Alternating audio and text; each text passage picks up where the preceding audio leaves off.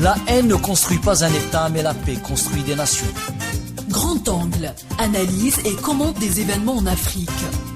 Une meilleure compréhension des problématiques sécuritaires en Afrique et au Sahel en particulier.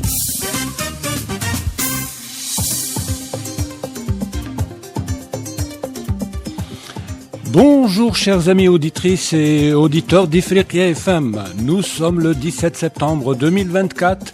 Bienvenue dans Grand Angle, une émission hebdomadaire destinée à décrypter les dynamiques politiques, économiques et sécuritaires qui façonnent l'Afrique. Le numéro d'aujourd'hui est consacré à la situation politique au Sénégal. Nous reviendrons précisément sur la décision du président sénégalais Bassirou Diomaye Faye de dissoudre le Parlement. Alors le numéro d'aujourd'hui est intitulé « Les enjeux d'une dissolution ». Pour en parler, il y a avec nous en direct depuis Montréal le Dr Ahmed Ben Saada, enseignant universitaire et auteur de plusieurs ouvrages. Ahmed Ben Saada est connu aussi pour être un observateur avisé de la scène politique africaine. Bonjour, Dr Ahmed Ben Saada. Bonjour, Monsieur Cherfaoui, et bonjour à vos invités. Bonjour l'Afrique. Bonjour, Ahmed Ben Saada. C'est toujours avec un grand plaisir que nous vous avons avec nous sur le plateau d'Ifriqiya FM. Je rappelle que vous êtes en direct depuis Montréal. Alors, il y a également en direct de Dakar Mamadou Lamine Diaye, journaliste au quotidien national sénégalais Le Soleil et spécialiste en géopolitique. Bonjour, monsieur Mamadou Lamine Diaye. Bonjour, monsieur Cherfaoui. Ravi d'être avec vous. Bonjour à vous. Merci d'avoir répondu favorablement à notre invitation et à travers vous, nous saluons tous les confrères sénégalais. Le message sera transmis. Merci beaucoup. Alors, comme à chaque numéro de Grand Angle, nous serons accompagnés dans ce numéro dédié à la situation politique au Sénégal par les deux consultants de l'émission, je cite Moukran Touarabi, journaliste politique, et madame Louibi Rima, enseignante université. Bonjour à vous deux. Bonjour l'Afrique, bonjour à tous les invités, monsieur Dr Ben Saada et notre confrère sénégalais. Bonjour. Bonjour Zine, bonjour à notre professeur depuis Montréal, monsieur Ben Saada, que je salue chaleureusement, et bonjour à notre confrère depuis Dakar. Merci beaucoup. Merci pour l'invitation. Bonjour. Alors bonjour mesdames et messieurs, bienvenue à vous quatre. Nous sommes partis pour un débat de 52 minutes. Alors, rappel des faits, le président sénégalais Bassirou Diomaye Faye, élu en mars dernier sur la promesse d'un changement profond, a annoncé jeudi 12 septembre 2024 sa décision de dissoudre l'Assemblée nationale et fixer la date des prochaines élections législatives au dimanche 17 novembre 2024. Cette dissolution vise, selon lui, à donner une majorité stable pour gouverner.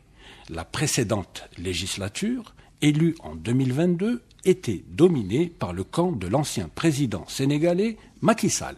Alors, je dissous l'Assemblée nationale pour demander au peuple souverain les moyens institutionnels qui me permettront de donner corps à la transformation systémique que je leur ai promise. Aujourd'hui, plus que jamais, l'heure est venue d'ouvrir une nouvelle temporalité à notre quinquennat, a déclaré à la télévision nationale sénégalaise le chef de l'État de 44 ans. Chantre d'un panafricanisme de gauche et du souverainisme, le nouveau pouvoir sénégalais suscite d'immenses attentes parmi la jeunesse de ce pays ouest-africain où les 3/4 de la population ont moins de 35 ans.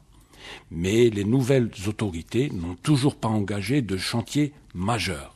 Alors, monsieur Mamadou Lamine Diaye, rebonjour. Je rappelle que vous êtes journaliste au quotidien national sénégalais Le Soleil et spécialiste en géopolitique. Vous êtes en direct depuis Dakar. Je vous ai réservé ma première question. Est-ce que la décision du président Bassirou Diomaye Faye a été une surprise pour les Sénégalais? Cette décision était-elle dans l'air? Est-ce qu'elle était nécessaire? Bonjour encore une fois. Bienvenue. Monsieur Cherfaoui. Alors là, vous avez déjà campé. Oui. Le débat, vous avez bien cerné le sujet. Merci. Portant dissolution de l'Assemblée nationale. Les Sénégalais n'ont pas été surpris dans leur écrasante majorité. Oui. en ce qui concerne la décision du président de la République portant dissolution de l'Assemblée nationale. Oui. Vous savez que les Sénégalais sont très politiques. Oui. Les Sénégalais sont très avisés également de la chose politique. Et à chaque fois qu'il y a des problèmes, ils se réfèrent toujours au cadre juridique, Oui. qui nous a beaucoup sauvés dans beaucoup de situations. On peut faire beaucoup de politique, mais en fin de compte, ce sont les textes, le cadre juridique, Oui. institutionnel, qui nous permet vraiment de sortir pratiquement de toutes les situations. Il peut y avoir une évolution, Oui. une ébullition de la scène politique, et ça se comprend. C'est la vitalité démocratique même sénégalaise. Oui, oui. Mais au finish, les gens invoquent toujours les textes, vraiment pour sortir de certaines situations. Maintenant, pour revenir à la dissolution de l'Assemblée nationale, Oui, oui. d'abord, il convient de rappeler que c'est l'article 59 de la Constitution Oui. du Sénégal qui dispose que l'Assemblée représentative de la République du Sénégal Oui. porte le nom d'Assemblée nationale. Nous avons ici au Sénégal une Assemblée nationale. Qui est constituée d'une chambre. Il n'y a pas de deux chambres. Oui, oui, c'est une seule chambre. Nous avons une seule chambre. Et ces membres portent également le titre de député à l'Assemblée nationale. Mais c'est surtout l'alinéa 2 de l'article 3 de la Constitution Oui, oui. qui nous intéresse, comme quoi que la souveraineté nationale appartient au peuple, qui l'exerce par ses représentants, que sont les députés, et ou par la voie du référendum. Alors là, il y a une situation tellement ubuesque qu'on a vécue avec l'alternance intervenue le 24 mars dernier, le dimanche 24 mars, Oui. jour du scrutin présidentiel. Alors, avec l'arrivée du parti PASTEF, les Patriotes, Oui. au pouvoir, avec l'élection consacrée par l'élection de M. Bassirou Diomaye Faye, Au mois de mars. au premier tour, le 24 mars, je dis bien le dimanche 24 mars Oui. 2024, Oui, oui. au premier tour, avec 54%, donc une majorité vraiment Confortable. assez confortable. Alors, il lui fallait trouver les moyens d'avoir une Assemblée nationale lui permettant de dérouler son programme décliné autour de ce qu'il appelle eux, le projet. C'est le projet qu'il a vendu aux Sénégalais qui l'ont plébiscité. Oui. Un projet très ambitieux. Un projet très ambitieux. Il l'appelle d'ailleurs projet systémique. Oui. Projet de rupture systémique pour un Sénégal juste, souverain Oui. et prospère. Oui. Donc ça, c'est le libellé, le projet de rupture systémique. Donc déjà, rien avec ce terme rupture systémique, ils veulent vraiment un changement total de l'ordre qui était établi jusqu'ici. Oui. Alors, si vous me le permettez, Monsieur Mamadou Lamine Dié, alors porté par un état de grâce et une légitimité populaire qui n'est pas contestable, Bassirou Diomaye Faye a promis une gouvernance effectivement de rupture, de justice sociale sous le sceau du triptyque en wolof. Alors c'est Joub, Joubal et Joubanti, qui signifie un peu droiture, transparence et exemplarité. C'est un peu ça. Voilà. Joubanti, peut-être c'est redressé. Redressé, d'accord. Voilà. Joubanti, le Joubal. Mon wolof n'est pas encore tout à fait au point. Voilà. Maintenant, au Sénégal, oui. Avec l'Assemblée nationale, il a trouvé une Assemblée nationale dominée par la majorité parlementaire sortante des partisans du président Macky Sall, appelé Benno Bokk Yakaar. Oui. Mais c'est une majorité tellement relative, parce que l'Assemblée est composée de 165 députés. Et ce sont les 83 députés qui composent la majorité parlementaire Benno Bokk Yakaar. Il y a deux autres groupes parlementaires, le Yewwi Askan Wi, piloté par Ousmane Sonko, et l'autre groupe parlementaire piloté par le Parti démocratique sénégalais du PDS. Oui. Mais pour vous rappeler que ces deux groupes parlementaires Oui. sont arrivés à l'Assemblée nationale en intercoalition. Il y a eu l'intercoalition entre les partisans de Pastef les Patriotes et du président Abdoulaye Wade, le PDS du président Abdoulaye Wade. Abdoulaye Wade, effectivement. Une fois arrivé au pouvoir, Oui, oui. à l'Assemblée nationale, le groupe piloté par le Parti démocratique sénégalais a eu son propre groupe parlementaire. D'accord. Yewwi Askan Wi a eu son groupe politique. Oui. Et eux deux, plus 3 non alignés, ils ont été recrutés, ils ont été élus députés au plus fort reste. Oui. Alors là, c'est ce qui a fait que l'équilibre maintenant entre l'opposition et le pouvoir, c'est 83 députés contre 82. Oui. Donc, Oui. Oui. donc maintenant, depuis sa naissance, l'Assemblée a eu une malformation congénitale depuis sa naissance. Oui. Vous savez que les députés ont été élus le 31 juillet 2022. Non, le 31 juillet 2022. 2022, effectivement. Mais avec la confection des listes, c'était une première dans l'histoire du Sénégal qu'une liste de titulaires a été écartée Oui. pour faire passer une liste de suppléants. Avec le groupe de Yewwi Askan Wi. Donc ces gens-là sont arrivés à l'Assemblée nationale et le premier couac a été l'installation de cette nouvelle législature qu'on appelait la 14e législature, c'est-à-dire cette 14e législature qu'on vient de dissoudre. Oui, oui, oui. Si j'entre dans ces détails, c'est pour que vous compreniez la configuration même de l'Assemblée nationale. Oui. Oui. Maintenant, le 12 septembre, ils ont été élus le 31 juillet 2022. Oui. Le 12 septembre 2022, la nouvelle législature a été installée.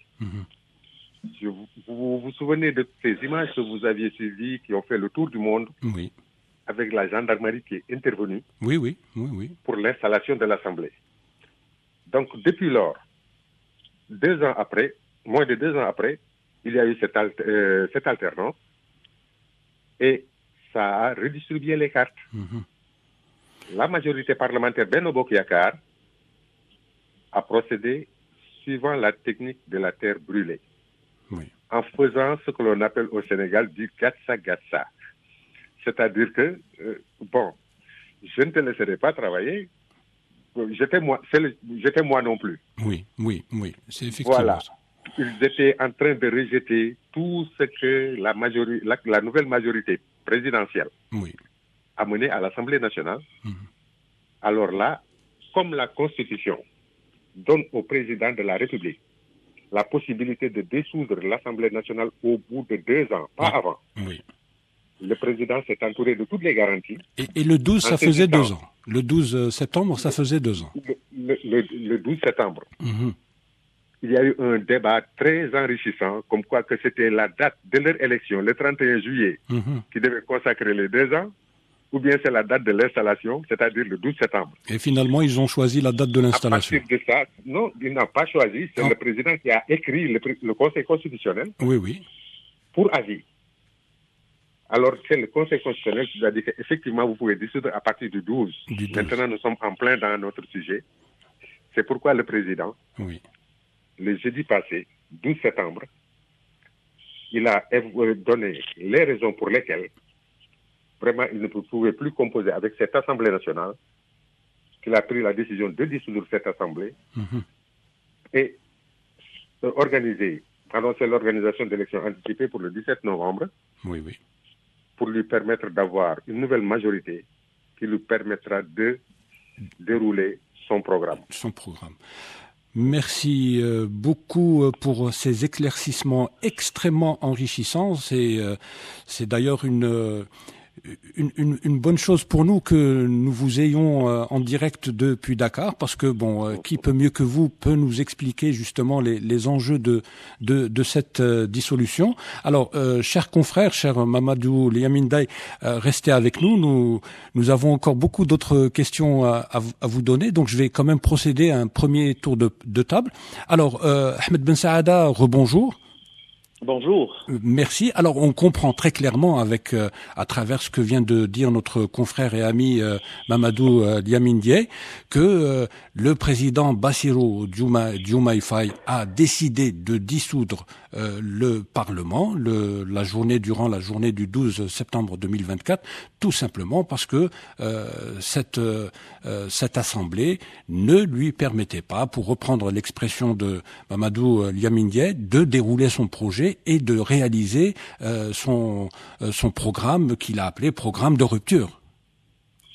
En effet, en fait, ce qu'on peut constater, donc pour nos auditeurs, pour dire à nos auditeurs que le gouvernement du président Bassirou Diomaye Faye est venu après, donc dans un cadre d'opposition totale à ce qui se passait avant, donc une rupture totale. Oui. Ce sont deux visions politiques complètement différentes entre le parti PASTEF et le parti de Monsieur Macky Sall. Oui. Et donc, ça nécessitait énormément de modifications de lois qui devaient être votées. Et puis, dans l'Assemblée actuelle, qui a été, comme l'a indiqué votre invité, qui a été mise en place le 12 septembre, ça fera 2 ans exactement. Oui. Il n'y avait que 23 députés qui sont du PASTEF, 23 députés du PASTEF, et en fait, si on compte une coalition des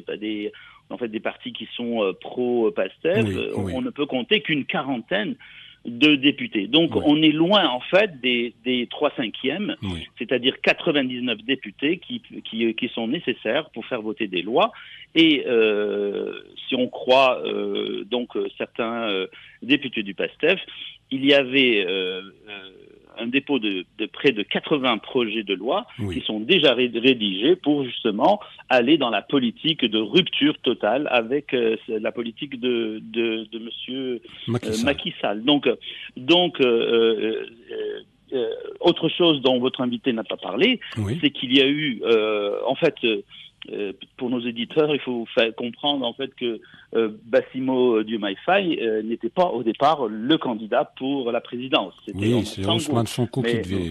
Sonko qui était prévu à ce poste, mais comme il avait des procès sur le dos, il n'était pas éligible. Donc c'était c'était le secrétaire général du parti PASTEF qui a été mis de l'avant. Donc Omar Sango se retrouve au Premier ministre, et il y a eu plusieurs menaces de motion de censure contre lui. Oui, d'ailleurs, il n'a pas prononcé son discours de politique générale.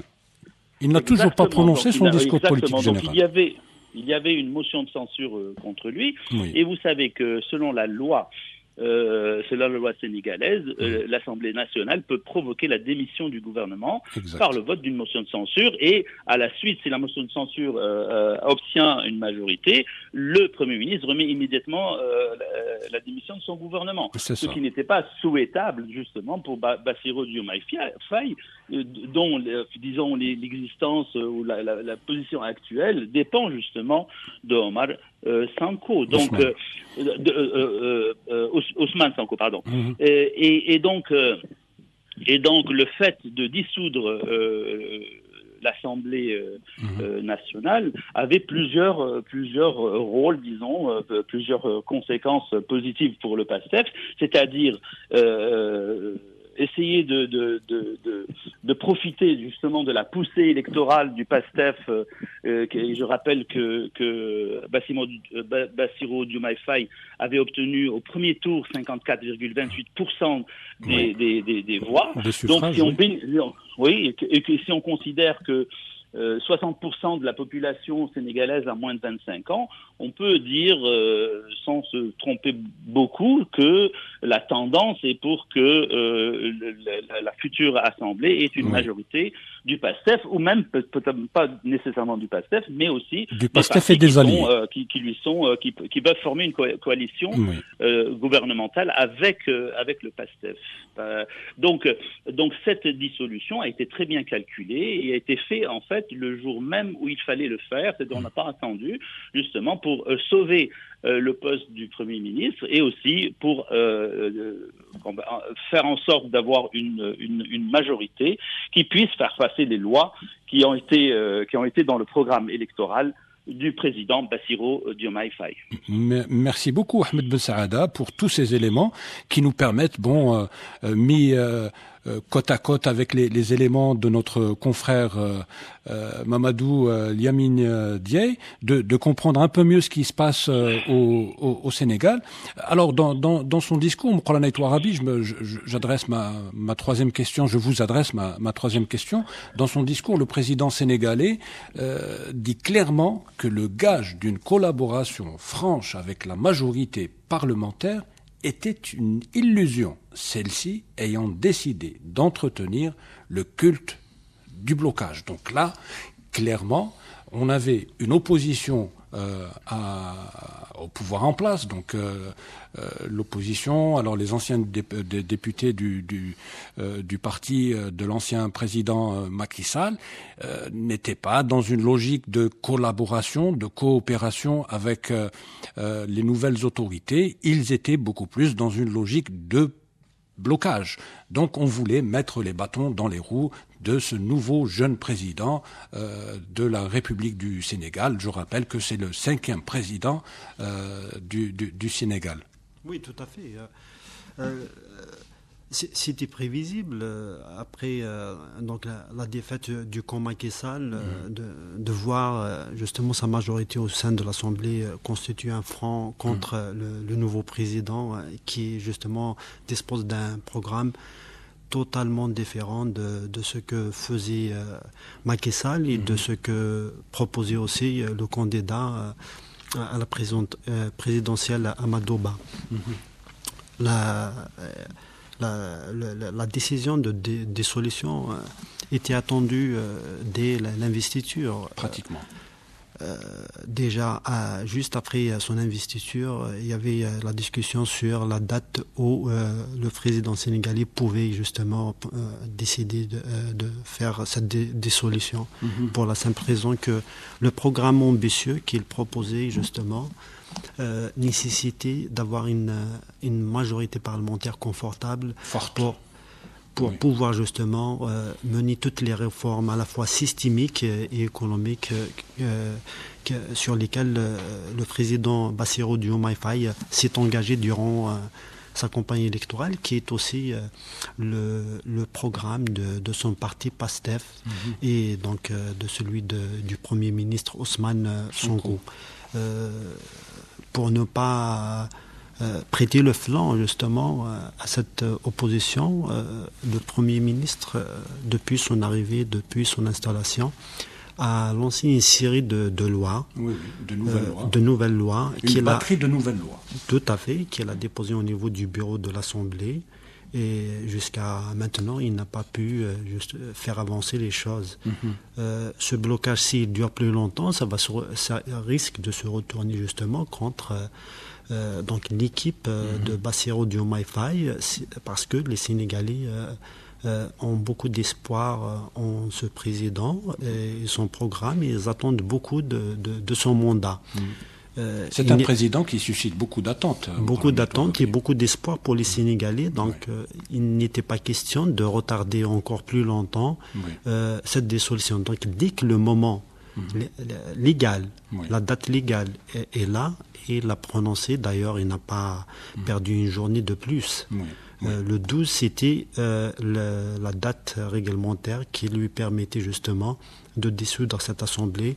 Le doute qui était sur est-ce que et prend en considération le jour de l'élection ou le jour de l'installation, a été réglé avec le Conseil constitutionnel. Et donc là, il y a la bataille justement de cette campagne électorale qui va se dérouler dans un laps de temps quand même assez court. Assez court. Et la On bataille, va en parler tout à l'heure justement.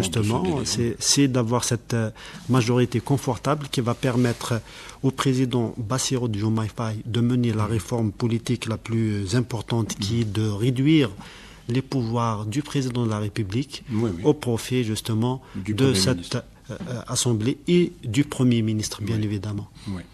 Merci beaucoup, Mprana Touarabi. Je rappelle que vous êtes journaliste, politique, consultant de l'émission.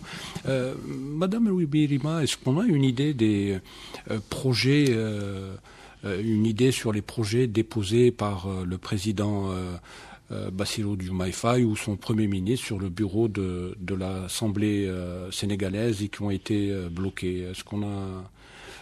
il semblerait que le président sénégalais ait voulu, par exemple, dissoudre un certain nombre d'institutions qui sont budgétivores ou jugées budgétivores, et que ça n'a pas pu se faire justement à cause du niet des députés de l'opposition sénégalaise. Je vous remercie pour la question et à vrai dire que cette dissolution arrive dans un contexte sociopolitique assez complexe dans la mesure où il y a le rapport de la famille déjà, c'est important de le rappeler, un rapport assez péjoratif par rapport à la situation économique au Sénégal. Assez critique. Assez critique, voilà, assez critique.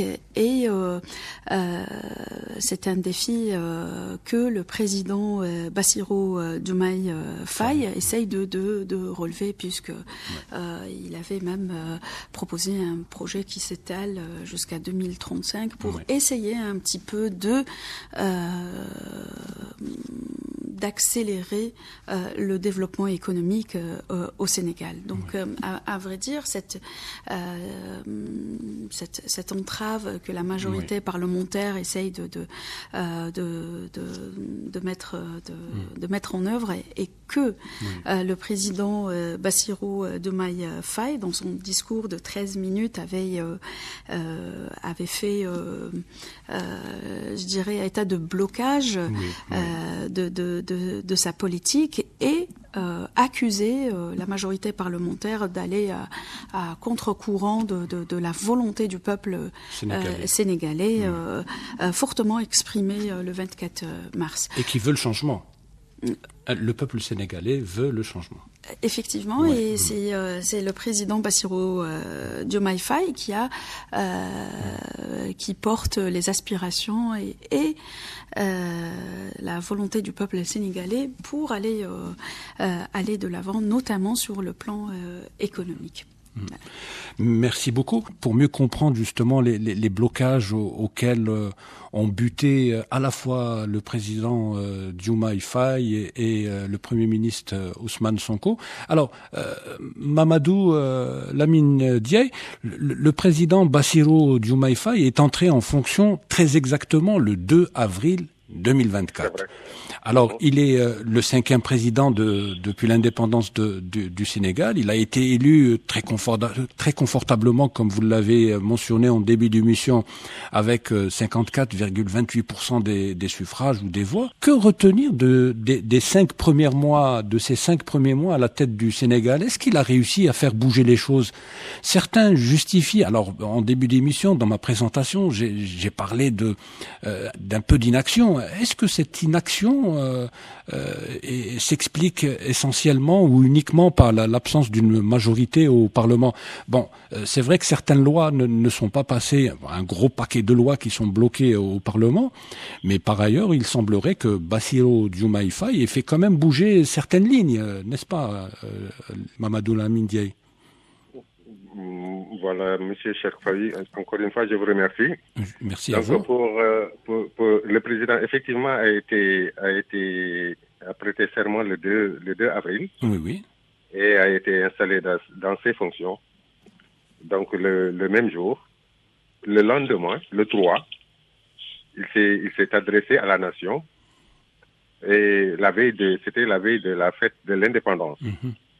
Donc, comme l'élection a été reportée, parce que ça devait initialement avoir lieu le 25 février. Oui. Et avec toutes ces péripéties que nous avions vécues, vous avez suivi certainement. Oui, oui. L'élection a eu finalement lieu le 24 mars. Oui. Donc, après son élection le 24 mars, au premier tour, il a été installé dans ses fonctions le 2 avril. Le 3, il s'est adressé à la nation, son message à la nation, le message d'indépendance. Le 4 avril, il a procédé à une levée de couleur à l'intérieur même du palais présidentiel. Donc, il n'y a pas eu de défilé, de grand défilé du 4 avril qui se ferait sur le boulevard Général de Gaulle. Et là, depuis lors, il a ensuite nommé son premier ministre, je crois, le 7 avril. C'est ça. Et puis, il y a eu la formation du gouvernement. Les premiers actes qu'il a posés. Vous savez qu'au Sénégal, la saison des pluies commence à partir du mois de juin, mai-juin. Donc, si vous voyez avec tout ce qui s'est passé, la campagne électorale, l'élection présidentielle, etc., il semblerait que l'ancien régime n'avait encore rien prévu pour la préparation de la campagne agricole. Avec la menace des opérateurs privés stockeurs, c'est-à-dire les opérateurs sémenciers. Le président Diomaye Faye, il a hérité d'un pays déjà fragile. Donc, il a hérité de cet état fragile. La première mesure qu'il a prise, c'est d'abord de solder les dettes des opérateurs privés stockeurs des 3 dernières années, 2020, 2021, 2022, à hauteur de 43 milliards, je crois, 44 milliards. Ensuite, Macky Sall avait prévu pour l'année d'avant 100 milliards pour la campagne agricole. Et ils ont injecté 120 milliards pour la campagne agricole. Il y avait également le problème des bourses des étudiants qui n'arrivaient pas à temps. Vraiment, après, on a vu que les étudiants commençaient à percevoir leurs bourses de façon régulière. Parce que pour PASTEF, ce sont les jeunes. PASTEF mise trop sur les jeunes. Et comme l'université, en plus d'être le temple du savoir, c'est vraiment le milieu par excellence, en plus de l'Assemblée nationale, de la contestation. Donc, pour taire d'éventuelles querelles avec tous les problèmes qu'avait vécu l'université, qui a été saccagée, etc. L'université est restée fermée pendant longtemps. Est restée pendant 9 mois, pratiquement. Pendant près de 9 mois. L'université est restée fermée. Oui, surtout l'université Cheikh Anta Diop de Dakar.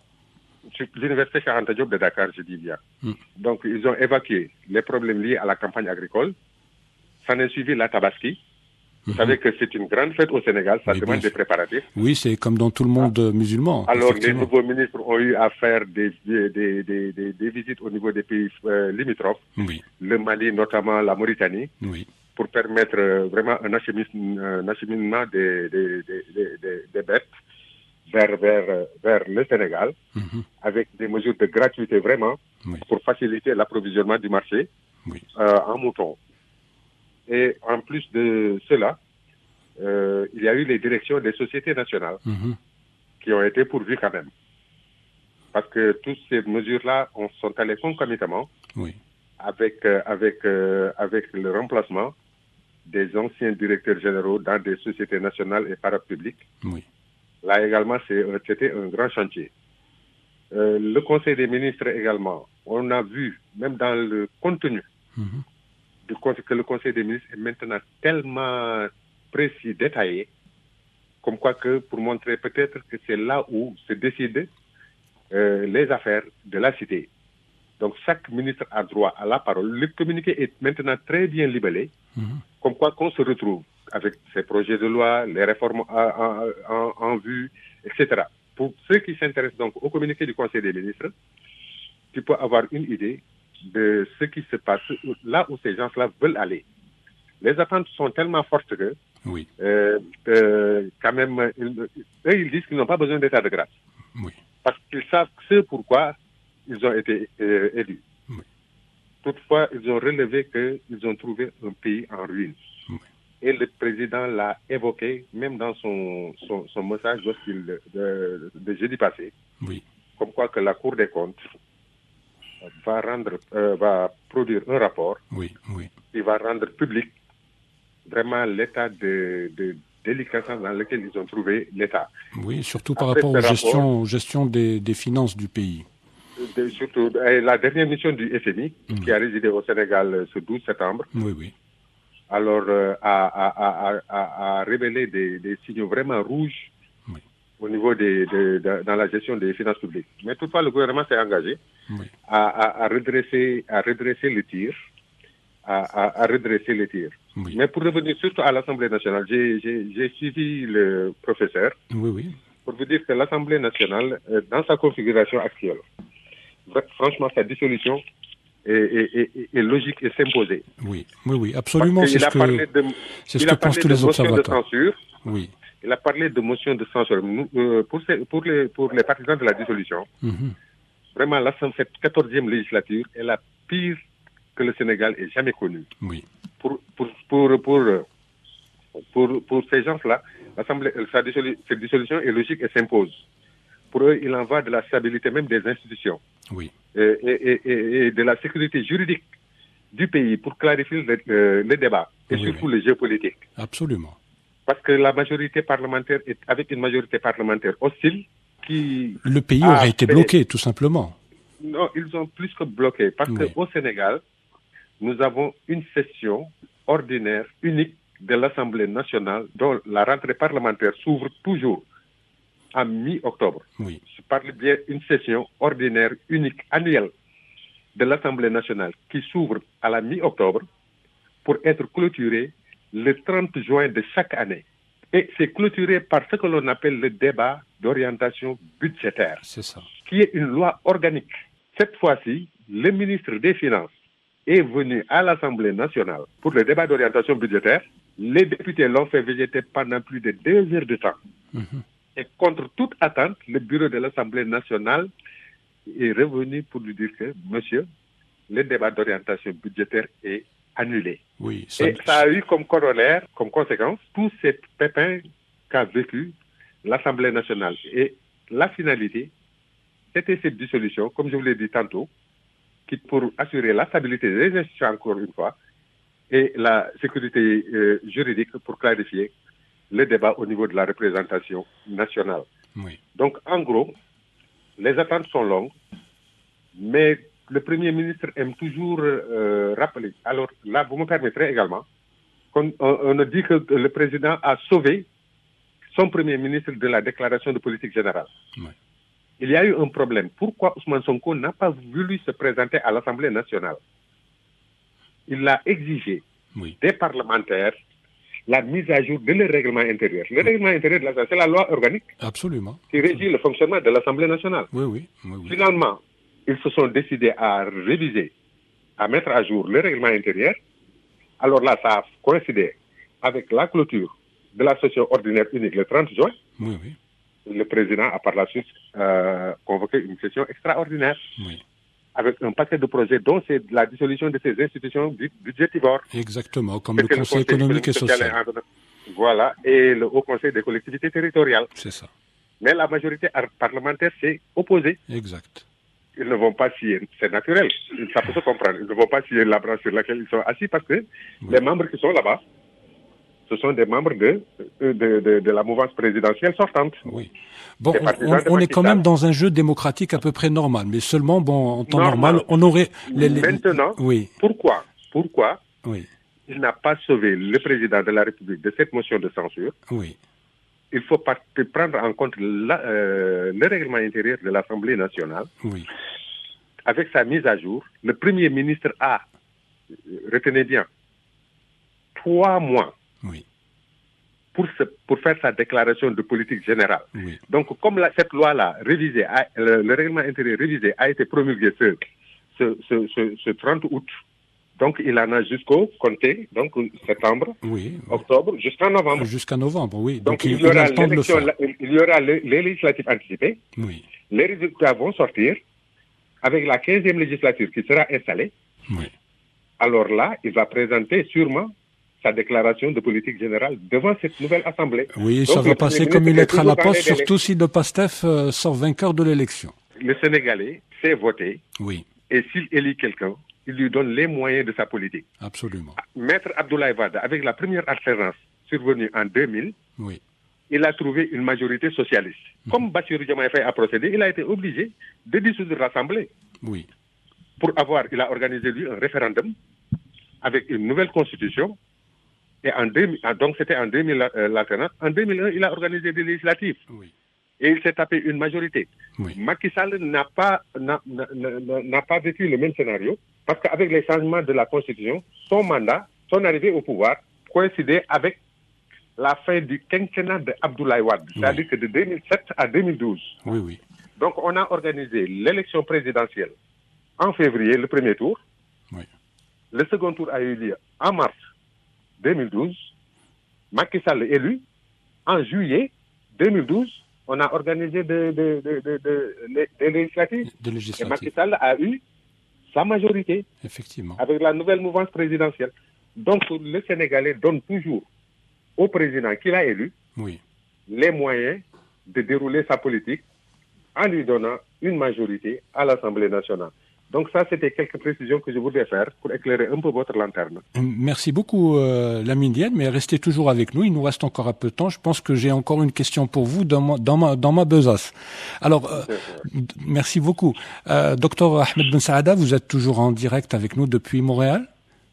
Oui, bien sûr, je vous suis avec attention. Merci beaucoup, Dr Ahmed Ben Saada. Alors, docteur, ça fait 5 mois depuis que Bassirou Diomaye Faye est au pouvoir.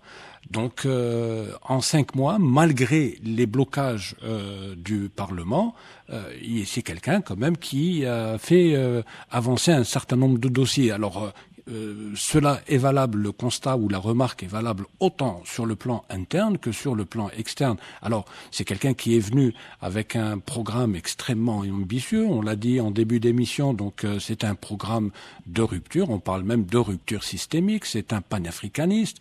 Donc, alors c'est quelqu'un qui veut avancer et qui veut faire beaucoup et très vite, à la fois au plan interne et externe. Donc déjà, les Sénégalais se plaignent depuis longtemps d'un problème de pouvoir d'achat, etc. Donc il a pris des mesures extrêmement urgentes donc pour essayer de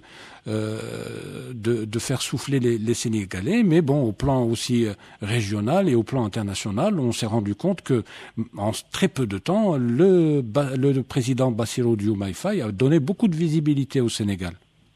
En effet, j'ajouterai en fait la question que vous avez posée à mon collègue de Dakar, c'est qu'en fait le gouvernement s'est attaqué directement à l'inflation, il a baissé les prix des produits comme le riz, le sucre, l'huile. Ah oui, c'est important. Il a fait aussi il a ouvert aussi un grand chantier sur la réforme de la justice, parce que rappelons-nous que ce soit le président ou son premier ministre était à quelques jours de l'élection présidentielle de 2024, ils étaient en prison. Absolument, donc, alors que maintenant ils sont poursuivis par rien du tout. Donc il y a une nécessité justement de faire une réforme de cette justice qui est pour justement parachever la démocratie qui est entre nous exemplaire au Sénégal. Oui. Mais ce que j'aimerais dire, c'est qu'en fait la situation dans laquelle on se trouve justement, elle est due justement à ce Parlement qui est monocaméral, c'est-à-dire que il ne fonctionne qu'avec une seule chambre, il n'a pas la deuxième chambre. Donc le Parlement actuel, dès qu'il est majoritaire avec un ancien gouvernement, il faut aller à des élections anticipées. Oui. C'est un système qui est quand même assez, disons, un peu boiteux, parce que si à chaque élection on fait une élection, à chaque élection présidentielle on fait une élection législative, c'est qu'il y a un petit problème que les Sénégalais devraient régler. Oui, surtout que les cohabitations se passent toujours mal. Exactement. Mais disons que ça se passe normalement au Sénégal, sauf qu'il y a des petits à-coups de temps en temps, comme ce qu'on a vu par exemple dans la fameuse liste des personnes qui étaient éligibles et toute l'histoire qu'il y a eu derrière ça pour l'élection de 2024. Donc il y a donc le chantier de la réforme de la justice a été lancé par le président Bassirou Diomaye Faye. Autre chose, notre collègue de Dakar en a parlé. Il a promis qu'un rapport approuvé par la Cour des comptes sera publié. Et c'est là où l'opposition est montée au créneau en disant, en fait, ce gouvernement, il n'a pas de projet politique. Le seul projet politique, c'est de faire une chasse aux sorcières et en fait d'essayer de cibler les responsables de l'ancien régime. Exactement. Je rappelle qu'Ousmane Sonko avait déjà fait cela lorsqu'il était dans l'opposition, lorsqu'il était syndicaliste. Il avait déjà mis sous la sellette des gros problèmes de gestion du pays par Macky Sall. Donc, et ça lui a valu les foudres du gouvernement de Macky Sall. Donc, tout cela étant dit, c'est que ce qu'on peut dire, c'est que le président Bassirou Diomaye Faye est allé justement dans la mesure de ses moyens, parce que là, on avait vu que l'Assemblée était bloquée, mais dans le cadre de ses prérogatives, il a fait certaines choses, et je rappelle aussi qu'il a fait énormément de voyages. Il est allé son premier voyage à l'étranger, il l'a fait en Mauritanie. Nous savons que les relations entre la Mauritanie et le Sénégal concernant les gisements de gaz et de pétrole, etc. Sont importants. Il est très important. Il a fait aussi un voyage en Gambie, en Guinée-Bissau, en Côte d'Ivoire, au Ghana, au Mali, au Burkina Faso. D'ailleurs, il est allé au Ghana et au Burkina Faso et au Mali parce qu'il voulait justement la réintégration de ces deux pays, et même avec le Niger, dans la CEDEAO. On en avait parlé dans des émissions passées. Il est allé aussi en France, et il est allé aussi en Chine. Et la Chine lui a quand même assuré une aide non négligeable pour justement développer ces projets qu'il veut mettre dans son justement dans le cadre de sa politique nationale de développement du pays. Donc si on regarde une dizaine de voyages à l'étranger en 5 mois, c'est énorme. En fait des discussions avec au niveau de la CEDEAO, au niveau des pays de l'AES, avec des grands joueurs comme la Chine. Il faut saluer cet effort justement de diversification, c'est-à-dire d'essayer de voir la politique, les relations du Sénégal avec son entourage direct, qui est les pays du Sahel et de l'Afrique de l'Ouest, mais aussi de la France et de la Chine. Le petit bémol que j'aimerais faire par rapport à ça, c'est que lorsqu'il était dans l'opposition, il avait des mots très durs par rapport au franc CFA, par rapport à la France, etc. Et lorsqu'il a rencontré Macron, ça a été très disons courtois comme discussion. Et moi je pense aussi, c'est que quand on est dans l'opposition, on a plein de projets, on peut pas, mais quand on est à l'exercice du pouvoir, on est un petit peu disons on a un cadre dans lequel on ne peut pas sortir, et il faut faire attention. Voilà, c'est ce que je voulais dire. Voilà. Et il a quand même plaidé pour un partenariat équilibré entre les pays africains et la France, et particulièrement entre le Sénégal et la France. En effet, exactement, mais je rappelle que ces mots étaient très durs quand il était... parce qu'en fait, il avait le discours de tous les panafricanistes qui refusent l'ingérence de la France dans la région, etc. Donc, c'est un discours très dur, comme celui de tous les panafricanistes, mais lorsqu'on est au pouvoir et qu'on a les rênes d'un pays, on ne peut pas se permettre ce genre de discours-là. Oui, on est confronté à la réalité du pouvoir, et on fait aussi dans la réelle politique. Exactement. Voilà. Exactement. Merci beaucoup, Ahmed Ben Saada. Il nous reste une petite poignée de minutes. On va essayer de traiter très rapidement. Alors, il y a un volet du dossier que nous n'avons pas eu le temps de discuter ensemble. On va le faire très rapidement. Alors, il nous reste 3-4 petites minutes, donc chacun aura sa minute. Moukolana et toi, Rabi. Alors, le président sénégalais Bassirou Diomaye Faye a décidé de dissoudre le Parlement parce que les principales raisons, nous avons eu le temps d'en parler très longuement, très largement, les blocages des députés de l'opposition qui l'empêchent de faire passer des lois qui lui permettraient de changer la situation au Sénégal. Alors, on aura des législatives en novembre. Est-ce que vous pensez que le parti de Bassirou Diomaye Faye a des chances de remporter cette législative ou ces législatives? Oui, je pense qu'il y a une dynamique qui a été enclenchée depuis l'élection de Bassirou Diomaye Faye qui continue aujourd'hui. On est à quelques mois après son élection. Je pense que le peuple sénégalais est conscient de sa grande responsabilité et doit bien évidemment lui donner les instruments institutionnels de gestion qui lui permettraient de mener sa mission à bien et justement de réaliser le programme qu'elle a promis au peuple sénégalais.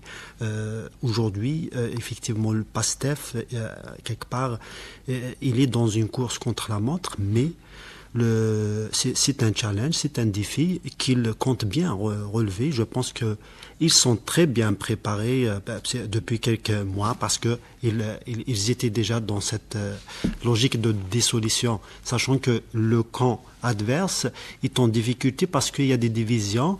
Le Macky Sall a dissous sa coalition le 2 décembre dernier et son ancien Premier ministre a créé son propre parti, Amadaba. Voilà. Merci beaucoup. Alors, c'est la première fois que nous avons Mamadou Lamine Diaye sur les ondes d'Ifriqiya FM. Nous allons lui réserver le privilège du dernier mot. Alors, Monsieur Mamadou Lamine Diaye, qui va gagner, selon vous, ces législatives? Est-ce que le PASTEF est en bonne posture pour remporter ce scrutin qui s'annonce, qu'on le veuille ou non, quand même serré? Alors, Monsieur Cherfaï, là... On est dans la politique fiction. Non, je ne fais pas de la politique fiction, loin de moi de faire de la météo politique. Mais pour dire vrai... Oui, c'est un parti qui est en ordre de bataille quand même. La levée de bouclier de l'opposition, oui, qui déjà demande l'ouverture des dialogues, oui, pour l'organisation des législatives, renseigne sur vraiment le problème que cette opposition a. Elle n'est pas prête. L'opposition a été prise de court. Oui, voilà. L'opposition est en pleine reconfiguration. Oui. Les blocs ne se sont pas constitués. Oui. Macky Sall a appelé à la dissolution de Benno Bokk Yakaar et à la mise en place de nouvelles structures ouvertes à d'autres forces politiques. Ça va prendre du temps. Donc ça va prendre du temps. Alors que la machine de PASTEF, leur fort, c'est qu'ils ont, permettez-moi ce terme, réinventé en quelque sorte la façon de faire la politique au Sénégal.